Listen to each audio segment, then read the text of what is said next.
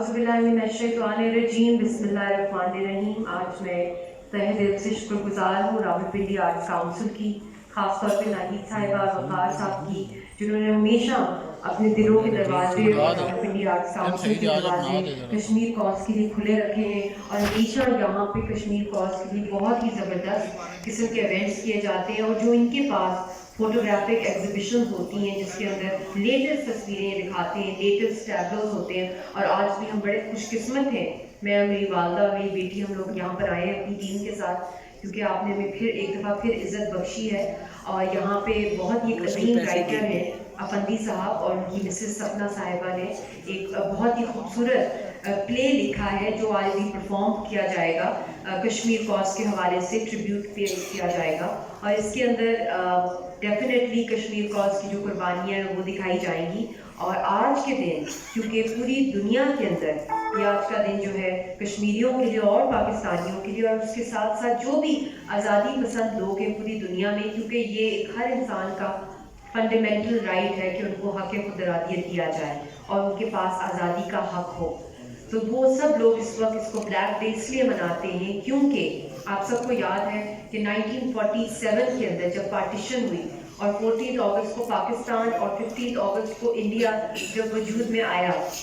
تو اس کے تقریباً 2 مہینے کے بعد اکتوبر 27 کو 1947 کے اندر ہندوستان کی آرمی نے اپنا پہلا بوٹ وہاں پہ جمایا، اور اس دن ایک جھوٹی ڈاکیومنٹ آف ایکسیشن جو مہاراجہ ہری سنگھ نے کبھی بھی دنیا کے سامنے پروڈیوس نہیں کی، سودا کیا کشمیری نیشن کا اور کشمیر کی زمین کا، اور ہندوستان کی آرمی کو ایکسیس کی، جو آج تک وہ ڈاکیومنٹ نہ کسی نے دیکھا نہ اس کے کوئی پروفس ہے. اور اس دن کے بعد سے لے کر اب تک وہاں پہ کشمیریوں کی نسل کشی کری ہندوستان کی آرمی. اور ٹھیک 1947 سے ایک صدی پہلے 1846 کے اندر ڈوگرا کو، جو کہ برٹش راج کے ساتھ کام کیا کرتے تھے خاندان، ان کو نوازا گیا اور کشمیر کو چند ٹکوں میں بیچا گیا. اس لیے یہ بہت پرانی ہماری اسٹرگل ہے، چاہے وہ ڈوگرا رول کے خلاف ہو یا وہ ہندوستان کی آرمی کے خلاف ہو. اور آج کے دن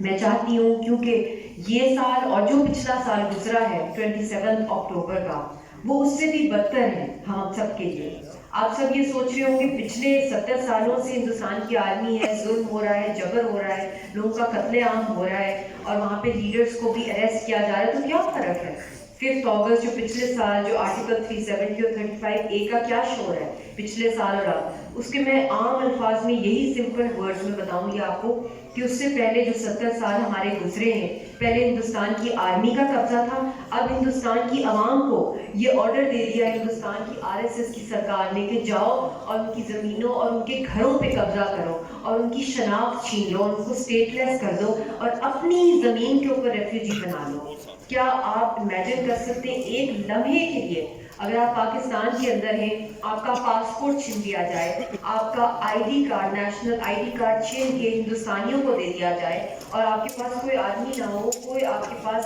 کوئی آپ کا سیٹ اپ نہ ہو، کوئی گورنمنٹ کوئی رجیم نہ ہو، اور دشمن کی آرمی آ جائے اور آپ کی ساری شناخت لے لے؟ تو یہی کچھ اس وقت کیا جا رہا ہے. پہلے ہندوستان کی آرمی آئی 70 سال پہلے 1947 کے اندر، وہ بھی جان بوجھ کے برٹشرز نے ایک انفنشڈ ایجنڈا چھوڑ دیا جس کو ونسٹن چرچل نے کہا ہے کہ اٹ واز اے ہریڈ اسکٹل. جس طرح کا ارلی ایگزٹ انہوں نے کیا اور اس معاملے کو کینسرس بنا کے چھوڑ دیا، پورے خطے کی تباہی کا جو مرکز بنا ہوا ہے، جو دنیا کا واحد نیوکلیئر فلیش پوائنٹ ہے. تو میں آج یہ پلے دیکھنا چاہتی ہوں اور ہم سب دیکھنا چاہتے ہیں، اور آج میں ساتھ ہی ایک بار پھر میں افسوس کرنا چاہتی ہوں کہ جو آج دہشت گردی کا جو انسیڈنٹ ہوا ہے پشاور کے اندر، ہم سب کشمیری قوم اور سب انسانیت اس وقت رو رہی ہے. اور آپ سب کو میں یہ بتانا چاہتی ہوں کہ کشمیر کا جو مسئلہ ہے، اس کے اندر جو ہندوستان کی سازشیں چل رہی ہیں، آپ سب کو یہ یاد رکھنا چاہیے کہ یہ پاکستان کا سب سے بڑا سیاسی مسئلہ ہے، سب سے بڑا اکنامک مسئلہ ہے، اور سب سے بڑا سیکیورٹی کا بھی مسئلہ ہے. آپ کی لائف لائن، آپ کا آکسیجن کشمیر ہے، کیونکہ جو آپ پانی پیتے وہ کشمیریوں کے خون سے آتا ہے، وہیں سے اللہ تعالیٰ کے بعد آتا ہے، اور اس کے بعد آپ کی ایگریکلچرل اکانومی کشمیر سے چلتی ہے، کشمیر کے پانی سے. کبھی دشمن وہاں فلڈ بھیج دیتا ہے یا کبھی پانی بند کر دیتا ہے، اور اس کے ساتھ ساتھ آپ کی اکنامک لائف لائن ہے. سی پیک بھی جو ہے سلک روٹ جو ہے وہ بھی کشمیر سے گزرتا ہے، اس لیے اور آپ کی ڈیفنس لائن، آپ نیوکلیئر بھی کشمیر کی وجہ سے ہیں، اس لیے اس خطے کا، پاکستان کا، ساؤتھ ایشیا کا سب سے خطرناک اور سب سے پرانا جو مسئلہ ہے وہ کشمیر کا مسئلہ ہے۔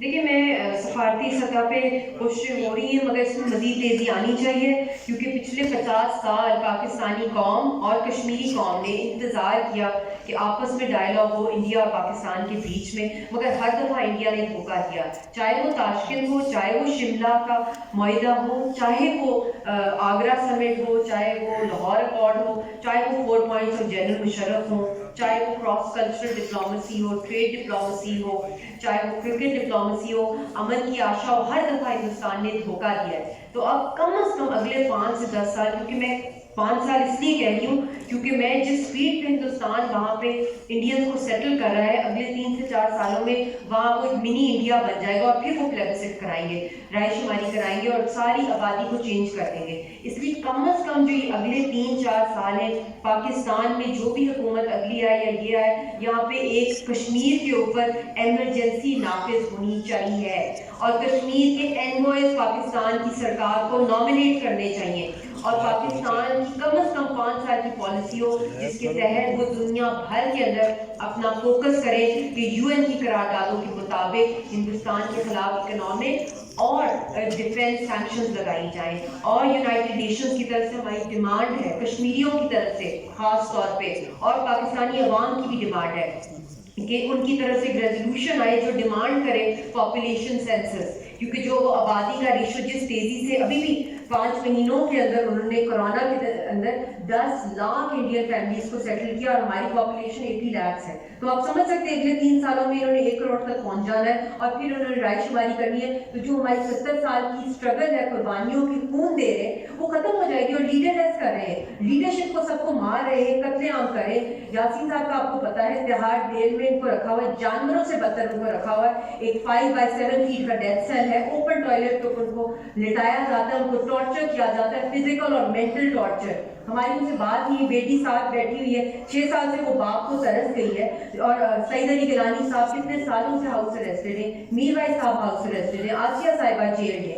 لیڈرشپ ساری ختم ہو کر ہے، تو وہ چیئر ہی اگر ختم ہو گئی، سارے کشمیری ایکسٹنکٹ ہو گئے، تو اس خطے میں کبھی امن نہیں آ سکتا۔ اس لیے میں اپیل کرتی ہوں پاکستان کی حکومت اور ساری پارٹیز کو کہ ایک پیج پر ہو جائے، آپس کی جتنی اندرونی لڑائیاں ہیں ان کو ختم کریں، کیونکہ دشمن کی اس وقت سخت ترین سازش ہے کہ پاکستانیوں کو آپس میں لڑائے، تاکہ جو اصل مسئلہ ہے اس کی طرف سے ان کی ساری فوکس چلی جائے۔ آج بھی جو پشاور میں ہوا ہے، اور 99% جو دہشت گردی پاکستان میں ہوتی ہے اس میں را انوالو ہوتا ہے، اور اس وجہ سے میں کہہ رہی ہوں کہ را کیوں انوالو ہوتا ہے، ڈی اسٹیبلائز وہ کیوں کریں، تاکہ پاکستان کشمیریوں کو چھوڑ دے، اور پاکستان جس دن کشمیریوں کو چھوڑ دے گا خدا نہ خواستہ، اس دن یہ پوری زمین بنجر ہو جائے گی، اور یہاں تو روح دل اور جسم کا رشتہ ہے کشمیریوں کے ساتھ، انسانیت کا رشتہ ہے، اس لیے یہ کبھی بھی ٹوٹ نہیں سکتا، مگر اس کے اوپر پالیسی اور مزید تیز کرنی پڑے گی۔ بہت بہت شکریہ، اور ہم لوگ کوشش کریں کہ ہم لوگ پلے کو دیکھیں اور ہم کشمیریوں کی آواز سنیں۔ بہت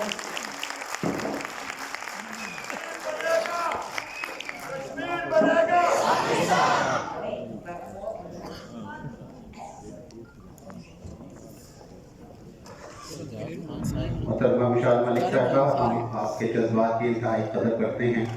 آپ نے کشمیر کے جذبہ حریت اور جذبہ آزادی کو یہاں موجود یہ سنگراف سے کیا نام آج ہم آپ کی موجودگی سے آپ کو یہ یقین دلاتے ہیں کہ ہم یاسین ملک صاحب کو بھولے نہیں،